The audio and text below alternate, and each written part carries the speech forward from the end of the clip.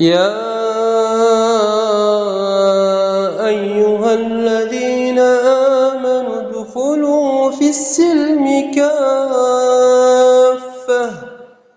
ولا تتبعوا خطوات الشيطان إنه لكم عدو مبين.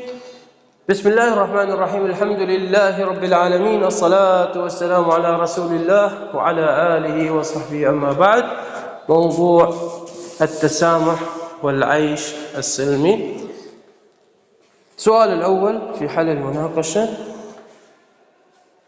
استشهد من وقائع التاريخ الإسلامي بشواهد على عمق مفهوم التسامح في الإسلام.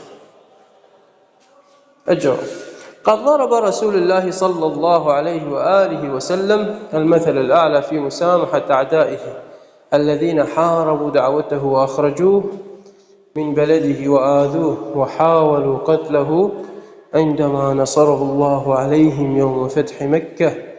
قال لقريش في حوار نموذجي بين المنتصر والمهزوم: ما تظنون إني فاعل بكم؟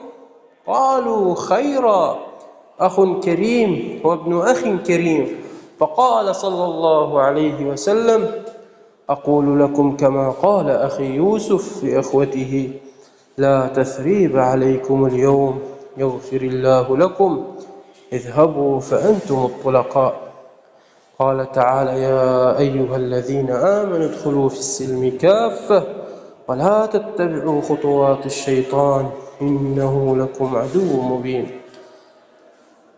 والعرق الإنساني ينبع من أصل واحد هو آدم، وكلكم لآدم وآدم من تراب.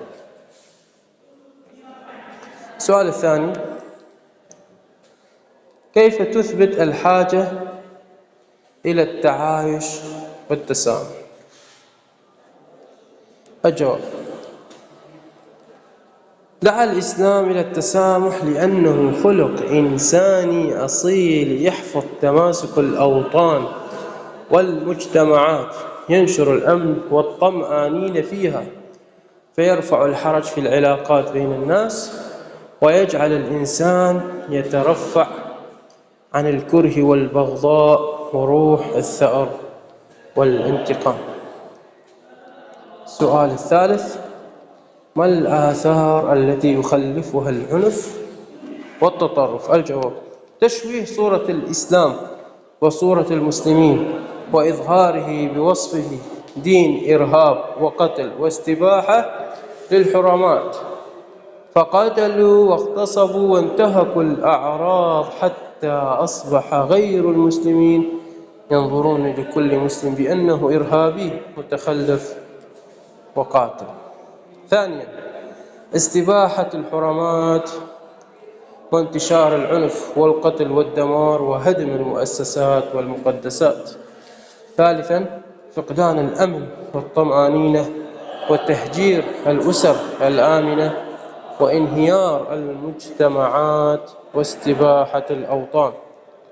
السؤال الأخير: ما مفهوم التسامح؟ مفهوم التسامح يمثل جوهر مفهوم حقوق الإنسان ومنطلقه، فإن التسامح هو المشهد الإنساني الذي تغيب فيه مظاهر العنف وتعلو فيه قيم السلام، وهذا يعني أننا أمام مفهومين يتنافيان تماما. فالتسامح يعني غياب العنف والتعصب، فالعنف والتعصب يعنيان غياب التسامح، وبالتالي غياب السلام. والسلام عليكم ورحمة الله تعالى وبركاته.